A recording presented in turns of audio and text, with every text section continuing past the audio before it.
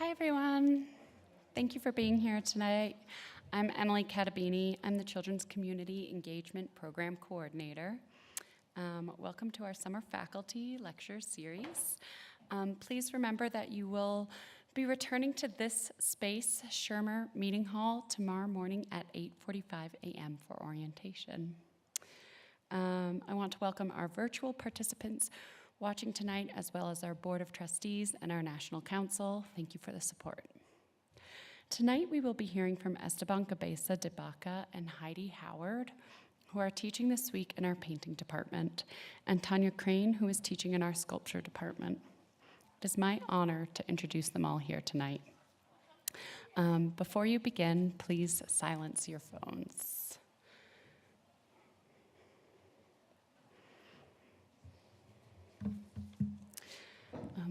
Anderson Ranch acknowledges that our campus resides on traditional ancestry territory of the Ute people, who called the Roaring Fork Valley and beyond home for 800 years.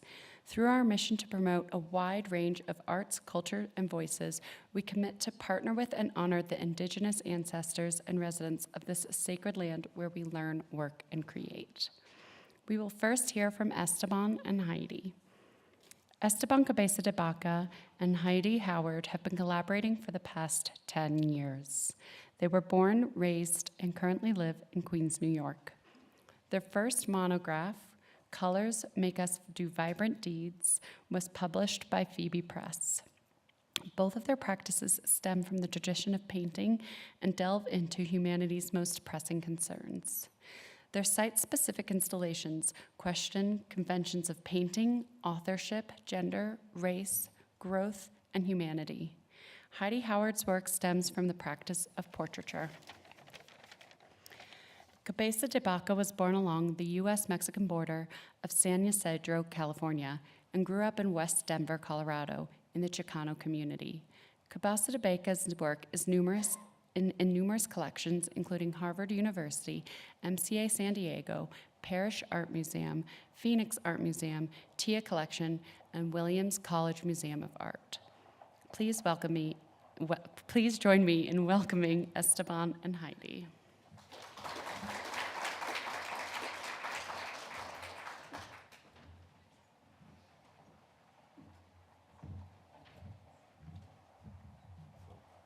Thank you guys so much. It's a pleasure to be here. I just wanted to say thank you to Lindsay, Liz, and Kate, and everybody at Anderson Ranch for bringing us here. It's a treat and a gift to be here, so thank you.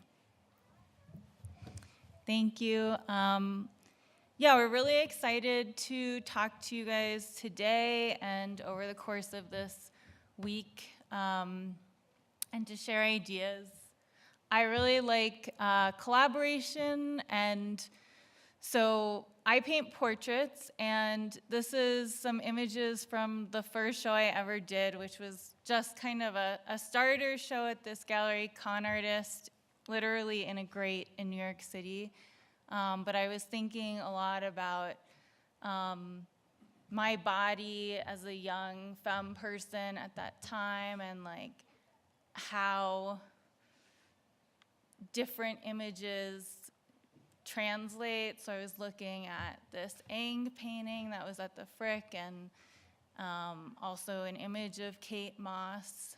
And then this is a portrait of my friend, the artist Ritai, and this is a portrait I made of them more recently in 2022. So it's been really great, like thinking about seeing these relationships change over time through portraiture, and also seeing how the portraiture reflects different times in our culture. This is another portrait I made at that time.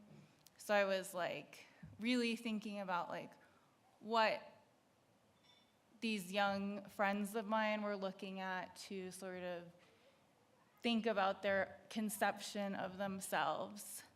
And then I went to graduate school at Columbia, and I started to make more portraits of artists, have more friends that were artists, because I went to undergrad for a liberal arts degree at Sarah Lawrence College.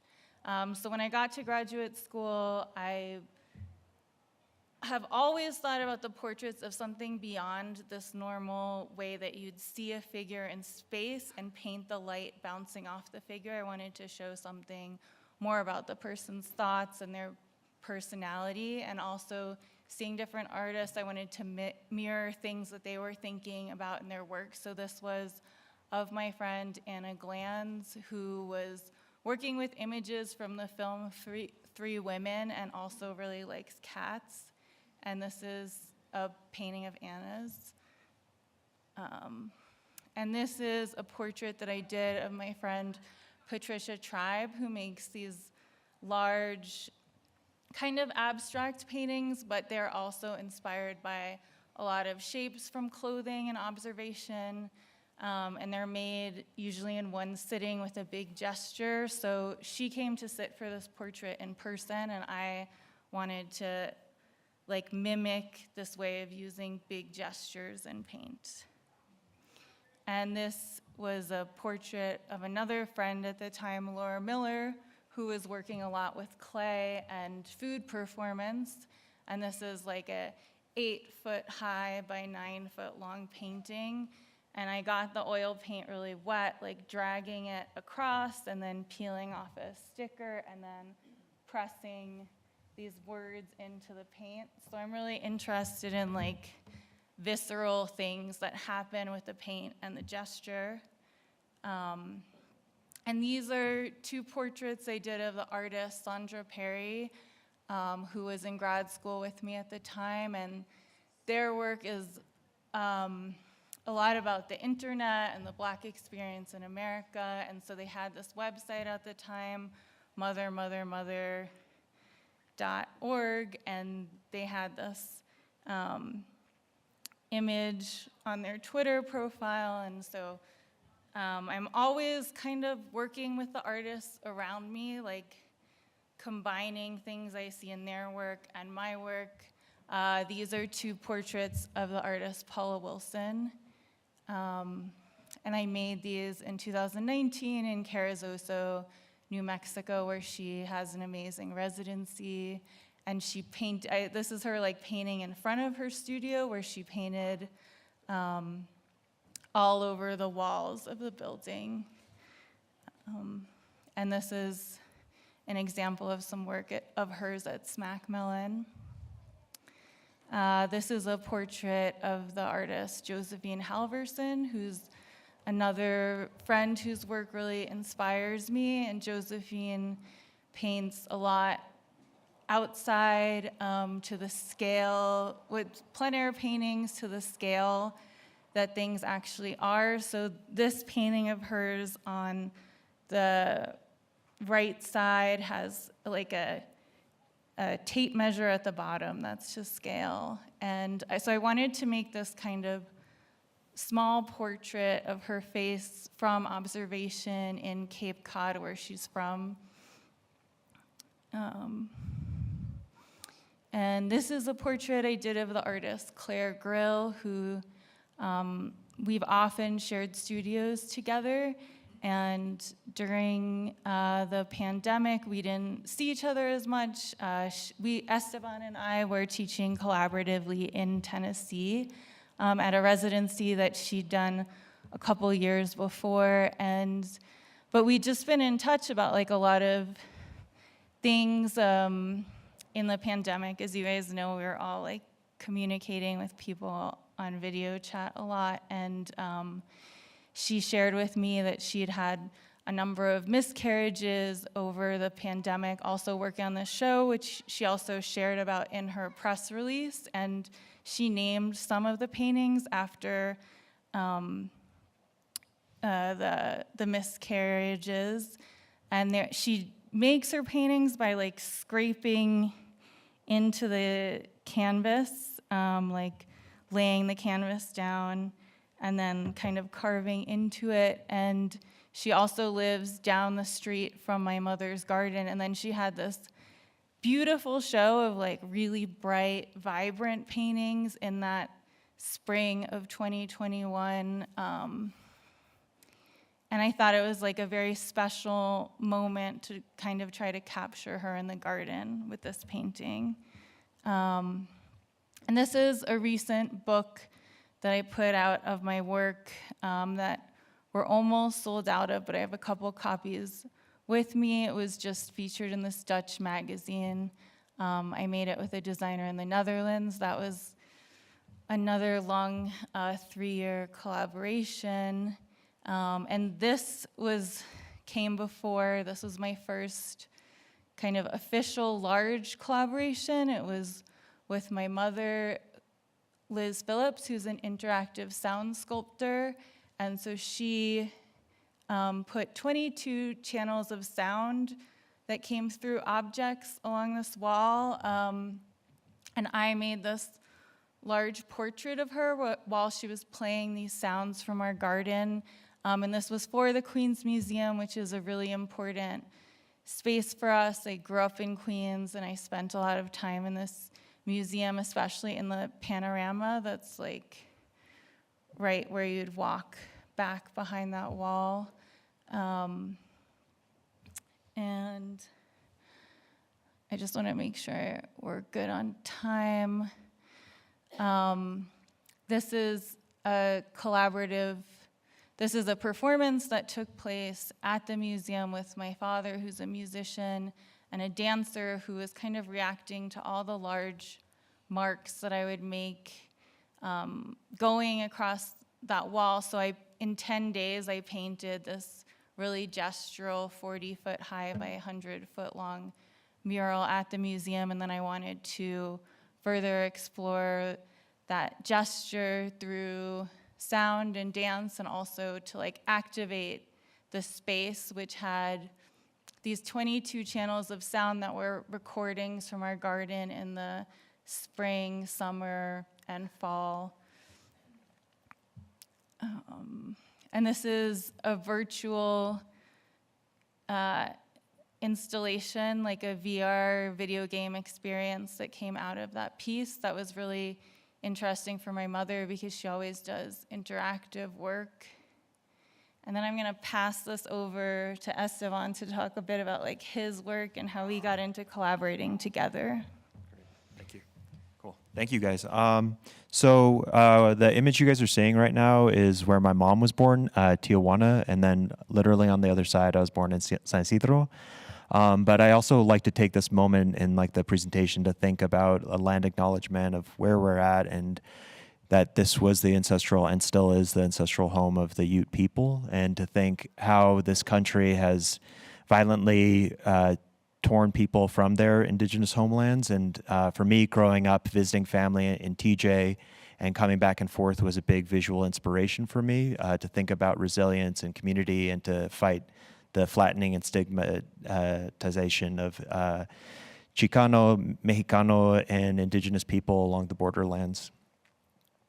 One of the big influences of mine, I went to art school at Cooper Union, but then me and Heidi met at Columbia University. And so I was just researching a lot about the beginnings of abstract expressionism. And one of the things that Jackson Pollock saw while he was developing his work was this exhibition that was curated by Frederick Douglass and Renee Harcourt in 1941. Where it's almost like a zoological presentation of some very sacred indigenous creation mythologies, if you will. And so for me, it was like, that's very problematic. How can I kind of take that mark-making strategy of working on the ground, but almost like appropriate it from Jackson Pollock and inoculate me from like the virus of modernism, and to just try and embed multiple histories into the history of landscape painting and painting at large too. So, and I come back often to the Southwest and do observational landscape paintings, and that's why I'm excited to be here with you guys this week. But I also like to go to like the ancient sites of indigenous peoples that I'm connected with to think about ancient studios and land art that predates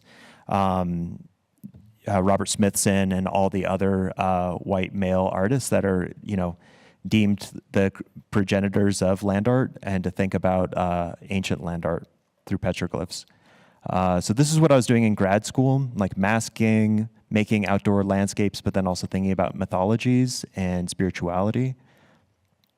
This is from 2017, Water is Life.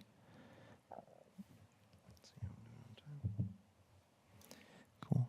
And around this time, we could all remember what we were going through in 2017. And I was thinking about how to use abstraction in a way to think about different histories, but also not encase the ideas too much, but let abstraction have its own agency. And we moved to the Netherlands around this time, and I was doing this residency at the Rijksacademy in Amsterdam. And it was one of the first times when like I had space and resources to do sculpture. And I think it's inspiring for all of you guys to think about, you know, while you guys are here, just the capabilities and conversations across disciplines and collaborations that are possible when you're working between painting and sculpture. And so this was the installation that I did for the Rijksacademy, but inevitably, you know, as artists, we're always getting ideas from one another, we're getting inspirations, we're collaborating, and while I was developing this, me and Heidi were talking all the time about, you know, is this gonna fire right? Is this gonna explode? Is this gonna work right? How about instead of it being so cold and Nordic feeling, why don't we start to introduce plants? So Heidi would make these pots that were fabulous and these amazing plants too, and think about the eco-poesis and collaborations not only between our work, but then also the collaborations that sometimes the art world likes to flatten with the environment and the ecologies too. So this was like the beginning of that type of work that was starting to happen and germinate. And I think when I was doing the residency, that collaboration and that conversation was kind of nullified a little bit. But I think now more and more, it's like I want to talk more about how we get ideas. So this is like the second year I did an installation where I looked at ancient Mesoamerican figurines that were like locked up in museum collections and how I could like recreate them using a CNC router and make them large scale to repatriate them to like out into common use, so it's not just locked in a plastic or glass cube. So this is like a temple for persistent spiritual resistance against settler colonialism. And yeah, it was fun because then Heidi was like, what if you painted the floor like some crazy color? And I was like, I don't think that's a good idea. And then like 5 minutes later, I was like, that's a great idea. So I think also being open to chance is a big part of my operations, and also the way that we think about making art is also like a big part of like taking a risk is better than to just play it safe and to go in not knowing what's gonna happen, but to also let the materials speak through to one another. So this figure, it's originally an Escuintle Mayan figurine at the Metropolitan Museum of Art. And recently they just reopened. I haven't been back, but I just love this idea of like cavities and like, it's like called host too. So I was like, what if I make this larger version with these different personas and stuff like that attached to it? And around this time was when like Heidi would be like making ceramics around me. So inevitably I was like in the periphery getting ideas suffused into my subconscious and getting psyched in different ways. We are artists in residence in Knoxville, Tennessee. So this was a really great piece that Heidi made. Was this porcelain? I think it was, yeah. With pink glaze, really rich and nice and fun. Keep it funky. And then I got commissioned by the Momentary Museum of Art, which is part of Crystal Bridges Museum, to do my first museum solo show. And so inevitably doing like a large-scale bronze work, a larger scale version, it's like I'm going to need help because I've never done this type of stuff before. So I was actively talking with my gallery, Garth Green Gallery, and Heidi, and thinking about ways at which, you know, life could grow through and be a conduit for native plants to grow and thrive in an outdoor environment. And it was also fun to collaborate with horticulturalists there. So this is like the beginning phases of it, made in wax, and it was like the UAP's largest direct burnout that they'd ever done. So these are just some pieces where I do molds of my body, but then also mimic the Escuintle figurine. And then here's some direct burnout when it freshly came out. And I think also I like the idea that it can like change over time. It's not like this fixed monument where the patina doesn't change, but that it's actively like people can touch it. It's not like exclusive, like the oils in people's hands can like interact. I think that was something cool that Heidi also inspired to me, is like letting chance take its role, not be so finished fetish-y. So that was fun to also collaborate. So these are some install shots. So we had swamp milkweed, strawberries, blazing prairie star. That's some strawberries right there. And yeah, it was just really fun to get. And we had a seed bank for free, almost like inspired by Felix Gonzalez Torres, like his takeaways that he would do.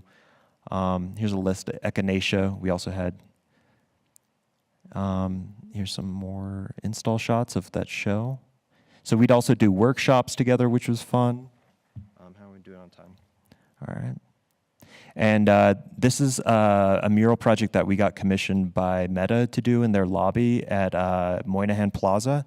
And it was really fun to get to collaborate with one another and to also like think about the different seasons, like winter, fall.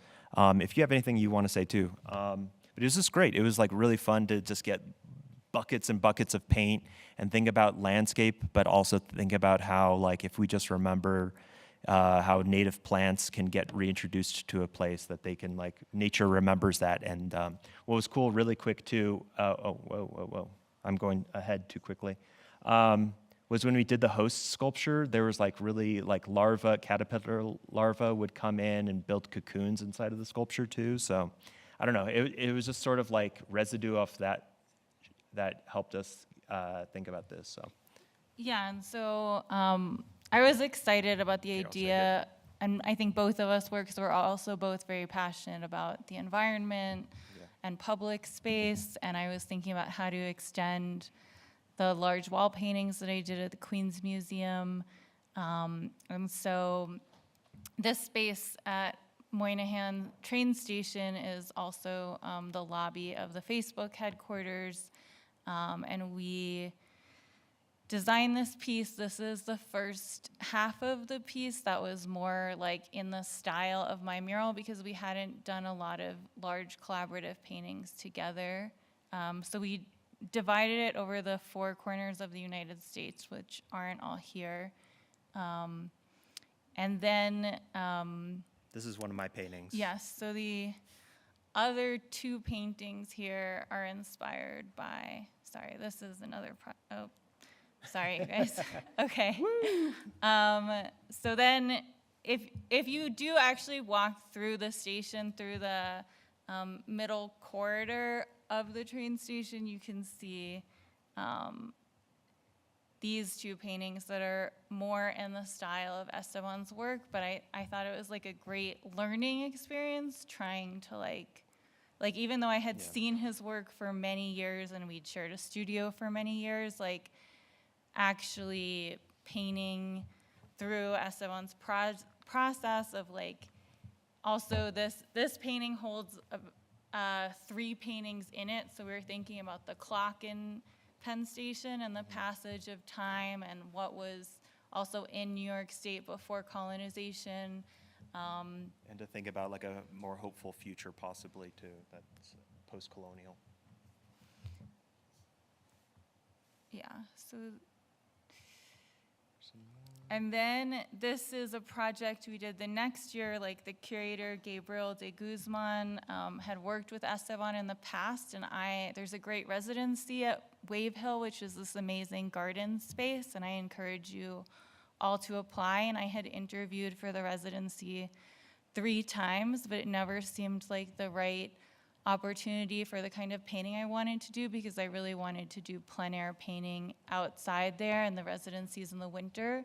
So Gabriel had an opening in the schedule and invited us to do a collaboration throughout the space. And this was the room that housed my works, one of the rooms. And I was thinking about the pond, and I was also going to paint later that summer at Monet's garden. So I was, ponds have been really an important space for me since childhood, because my mother, who makes interactive sound sculpture, grew up by a pond and talked about kind of starting to use theremins and other technology and thinking about installation, which I also want to credit her because I think that's a lot of how we got into making installations together. As I grew up talking with her about her installations that would be going into different museums and imagining those ideas and spaces. So it's really important to me to weave all these kind of ideas and artistic practices together. And this was like a plant sculpture close-up from that piece. And this was host installed. In the New York climate. Yeah. And this was a painting that I did kind of in the style of Esteban's way of masking different things out and like revealing different layers, kind of learning his process, also working on the project for Meta. And then we like integrated it into the staircase there. And this was a collaborative room we had together. So the piece was called, I think like from light from water. Light from water. And so it has this wave table of my mother's, and it's almost like the wave tables that you guys will see on this new TV show about Dune, but she started making them in the late 80s, and they have like a shallow degree of water that vibrates with different sounds, and she had sound she's recorded along the Hudson that made these different wave patterns. And then we had a lot of indigo dyed work in that room. And this is Esteban's room that was part of that installation. Yeah, pretty self-explanatory. Is that some masked landscape paintings? These are the final few images too, so we're almost wrapping up here. And yeah, currently Host is on exhibit at Parker Gallery, my LA gallery. So if you guys are in the area, check it out. And it's just fun to get to see it live multiple lives, this project that we created. So it's almost like, you know, an extension of our practice. And yeah, we're gonna be doing a show in San Diego at Two Rooms Gallery coming up. And yeah, these are just some preliminary images. You guys get a sneak peek before anybody else does, so. Yeah, we were imagining like new garden sculptures kind of inspired by Nikki St. Paul, who has some work in San Diego that we love. And I was also just making this, and I was thinking like, be great to have a building that big that could also be a public restroom or something. Or a house for people that need housing, yeah. Thank you guys so much, though.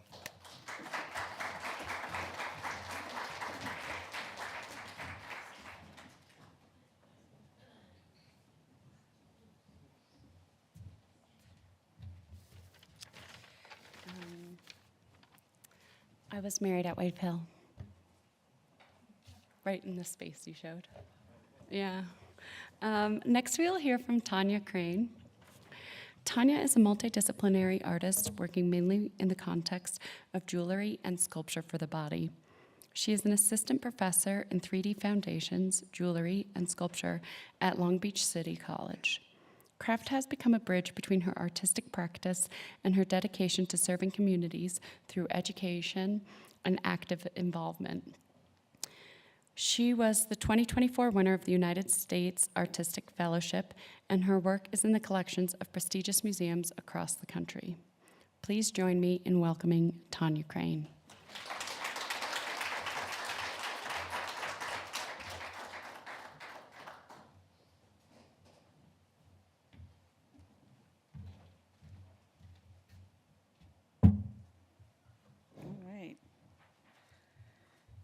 All right, thank you, everybody. This is my first time here. I'm excited. I've always heard about this place. I've sent some students here to do residencies and whatnot. But it's beautiful. Also, I can't breathe. So there's that. Just saying. So a lot of times people ask me how I got started making jewelry. I was asked today. I actually learned in a community-based art center called Pratt in Seattle. And I took a class called fold forming and color on metal. And it's almost exactly what I'm going to show my class this week with a little bit of tweaks and changes, but I say that because I feel like community-based centers are just the backbone of learning and community. And I mean, lots of education happens there. And it was 7 years of taking classes there, and it's literally the foundation of all the work that I do. I didn't go to college until my mid-30s, so I feel like I learned from my community more than I learned in college. In college, I just learned how to talk about art.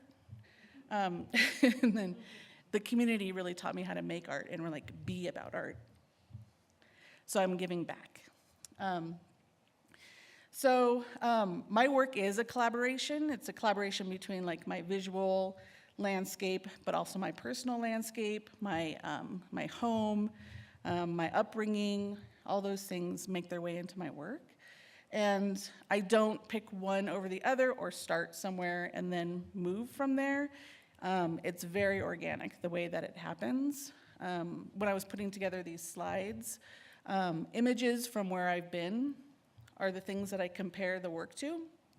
And so there's another craft school called Haystack, and that is the image of the rock crevice on the left-hand side there. And this is a piece that I made at that craft school that I felt best matched when I was putting these slides together, and that's a petrified rock. And then what I'll be teaching this week is liquid form enamel on dimensional forms, and that's what this like kind of tube-based piece is. And so for me, this was the perfect combination of something to show you all to kind of get your minds in the headspace of making these kinds of forms for those of you who are in my class and here. So for the last 10 years, I've been living on the East Coast. Actually 25 years, but I've been working in Boston. And I just moved back to California a year ago. And I often thought about how much I miss the West, the landscape of the West. But I also didn't miss the West and the landscape of the West. So it's kind of like this push and pull. The East is so beautiful with the trees and the green and the rain all the time. And then the West is like dry and stucco and beige and brown. So my work is repetitive and it has that color scheme in it. And it kind of pushed against kind of the Eastern landscape that I was in. But now I'm just seeing now like how much of an influence that the West had on me. So this is an aerial view of Los Angeles, and then this is my work. It's sgraffito enamel, so very similar to ceramic sgraffito, where you lay down a white glaze or any light color glaze, paint a color over that and scratch through. I'll be showing that this week too. And then laser etched wooden beads on the bottom there. And obviously, being a Californian, you can't discount the ocean, which is literally my favorite place to be. And so that rockweed on the left is actually kind of an Eastern phenomena. And the necklace that I made, inspired by that actually, is made out of seagrass. And it's woven into these 7 distinct circles, reminiscent of Pangea. But coming back together. I also like to find rocks and wood and whatnot, detritus, things I find on the ground. I'll talk a little bit about steel. But this was just a random piece of wood that I found, I think in the sculpture studio at the school that I was teaching at. And I paired it with, a lot of these pieces look flat, but they're actually dimensional. So if you turn it on its side, it's an actual round bead. And if you come in the studio, you can see some of those. But I feel like there's this push and pull between these two mediums, this glass, which is very fragile, and this wood, which is very solid and sturdy. But in actuality, the glass is very sturdy and solid. So I like that push and pull. So this piece, it's called Big Pimpin', And it's exactly about that. It's about just kind of major flossing and showing off maybe what you're maybe lacking. You have to show it to the world, right? So this was like my major breakthrough piece where I started doing this graffito work. And I just was in this zone, and this is when I was in school, and I was just making these marks over and over, just like, what am I gonna do, what am I gonna do? And eventually put them together to make this piece. And then I just went all out. I sent the necklace out to be gold plated. I 24 karat gold leaf the back, like there's 18 karat gold that holds the enamel pieces together. It was kind of crazy, but I had student loans. So there was that. There is one benefit to going to school. And so this piece, you know, I wasn't done with that message, came after that in a whole nother body of work, but I still am interested in this circular form and these kind of bigger, larger than life pieces. And even though this one's called Lil Pimp, it actually is quite big. It's like 10 inches across. No gold. I actually am not a big fan of gold for many reasons, but more like aesthetically. And so this is Lil Pimp. And then enamel loves iron. And this is wrought iron. And the significance of this piece is vast, but somebody gave me a piece of chain from the Narragansett Bay, which is in Rhode Island. And it came off of a ship. And I don't know if you know this, but Bristol, Rhode Island, the tip there was one of the biggest slave trade ports in the country. So I imagine that this piece of wrought iron chain had some history, something to do with that. So I cut it and I flattened it out on the power hammer, and then I bent it back over and then gave it an enamel treatment. And then there's like a little ruby set on the other side, just because. And then I mentioned steel. So in New England, all along the waterways, there are mills that are still there. And all those mills were fiber mills. And it's kind of ironic. So the South would, the slaves in the South would pick the cotton. And then they would send the cotton up the waterways up to New England. And then in Pawtucket, Rhode Island, the very first fiber mill called Slater Mill was right there. You can still tour it. And they would take the fibers and they would make them into like yarn and then make clothing and then send it back south. So it was like this really weird cyclical situation, but there is a lot of like detritus everywhere. There's steel literally everywhere, bricks, and all this kind of evidence of the past. But it's a past, that needs a little bit of reckoning. So this whole piece articulates, and it's mainly from found materials except for the enamel. And so there's like 2 rivets so they could articulate forward and backwards, and then articulate side to side. That piece of steel I found in the gutter, I cut it in half and made a little hinge so that it can move with your body. This is a picture in Slater Mill. You can go into Wilkerson Machine Shop, which still operates. It has all the leather belts along the ceiling, and it operates the machinery for the looms. And it is so loud. It has I think 3-foot thick walls. It's so loud that it vibrates the entire area around it. And it's all hydro powered, and it's still operable. But these pieces that I started making in response to that, I just imagine kind of if you could go back and you could find the different artifacts and a new future for them, this is kind of what came out of that. And so moving away from that work, I started working with these more dimensional round bead forms. And kind of responding to some more natural things that I found. And this is a piece of beechwood. Still has like some coral embedded in it. And then this is a piece of cholla bark. And I found that in New Mexico. And then a new venture, it actually has been starting since like 2013, but fairly new, is narrating my family's story. So I'm doing it in various ways. So this is on paper. The necklace is an interview of my uncle telling my father's story. And my father had ALS, so he died a long time ago, but I don't know if you have experience with ALS, but you can't understand eventually what they're saying because there's like gargly voice. And so he was telling me about his story. And then he grew up near the Watts Towers, so this is an image of the Watts Towers. These are out of order. And then this is my last slide.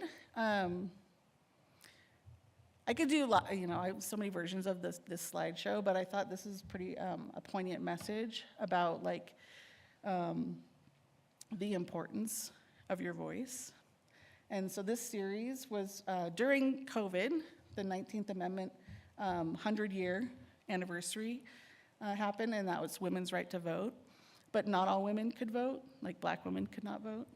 So I embedded my hair into each of these enamel pieces, which you can do. We can experiment in the studio this week.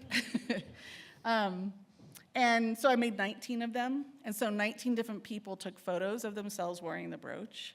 And so it's like my carbon footprint and a reminder. And that's it. Thank you.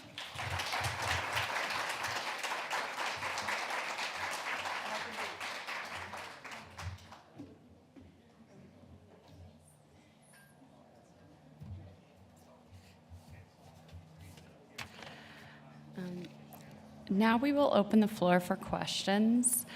Please raise your hand and wait for the microphone so your question will be heard for our virtual viewers. Thank you again, our faculty speakers tonight. And then I'll turn the lights down. Does anyone have first question?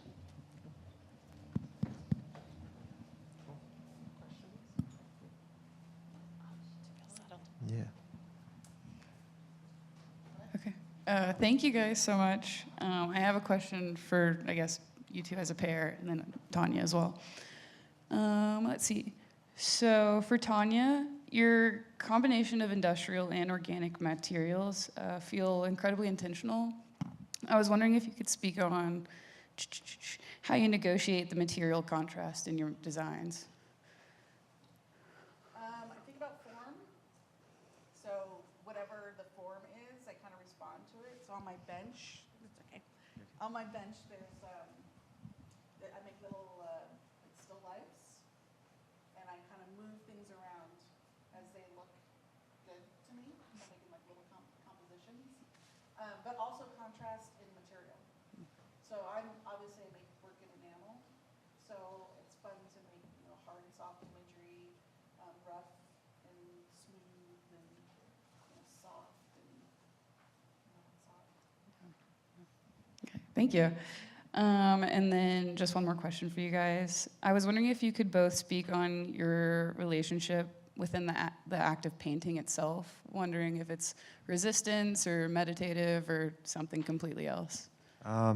Yeah, I think about it like, I don't know, we were just listening to Helmut Klimt's writings and stuff like that and reading, and I like that idea of meditation where you can kind of go out, and it'll be fun to bring students out from Anderson Ranch this week to go outdoors and paint, and to just not impose like a will onto the environment, but to just let it kind of speak to you and let it push you around and guide you that way. So I think about it through like a meditative type of practice. But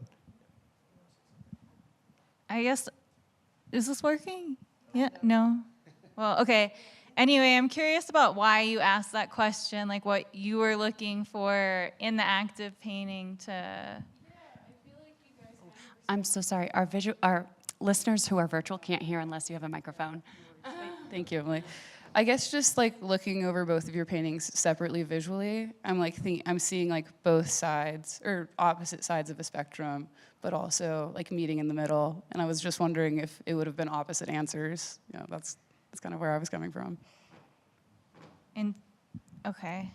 So is it meditative or more observational? Is that the? Like resistance based. Like Oh. out of resistance, or do you paint to meditate?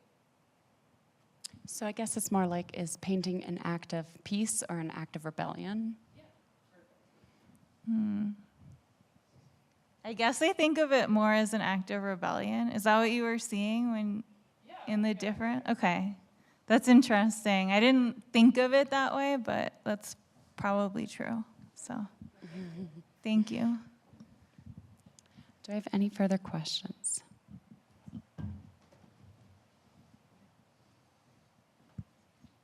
I had a question for Tanya.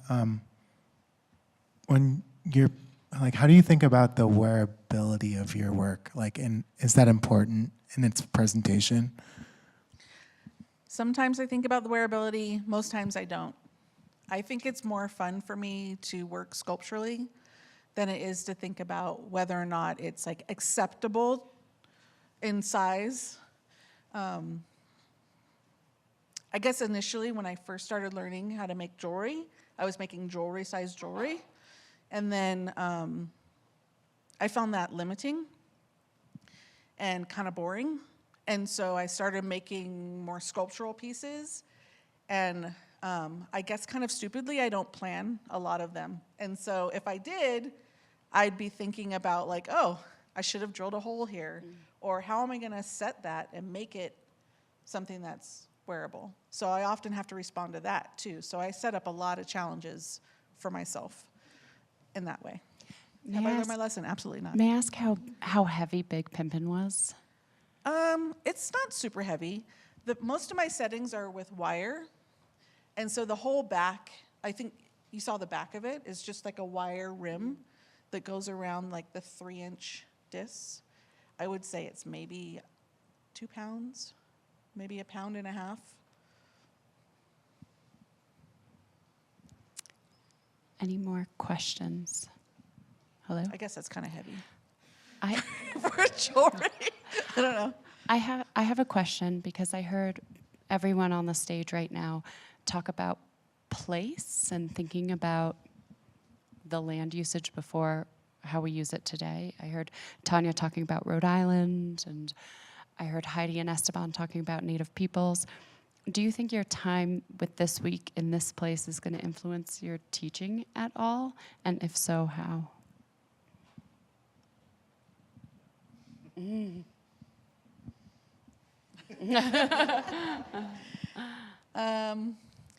don't know that it'll influence my teaching, but I will mention some of the possibilities. Like you can do it in painting too. You can embed sand into enamel.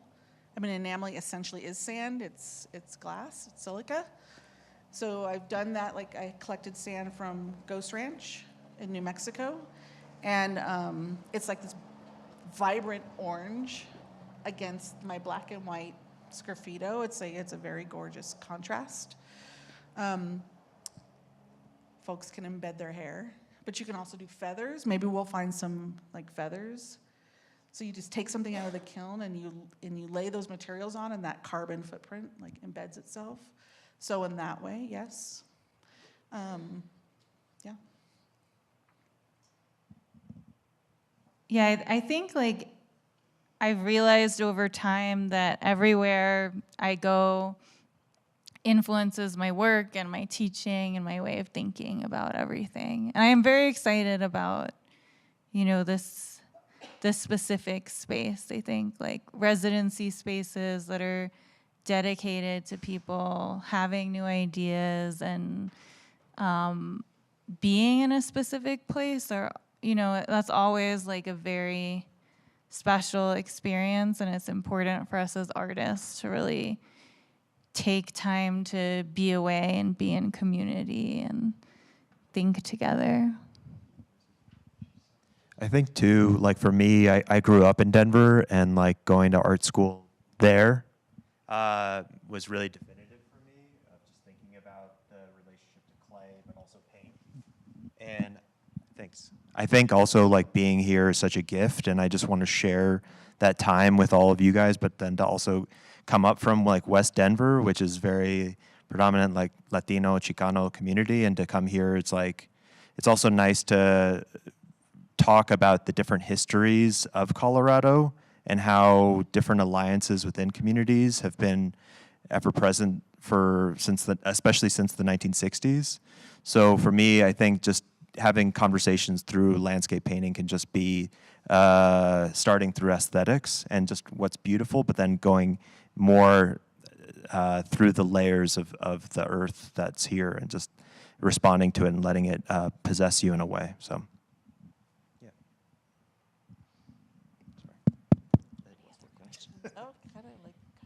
Any further questions? No. Thank you. I want to thank our 3 guests again for coming and speaking tonight. It was really an honor and inspiring.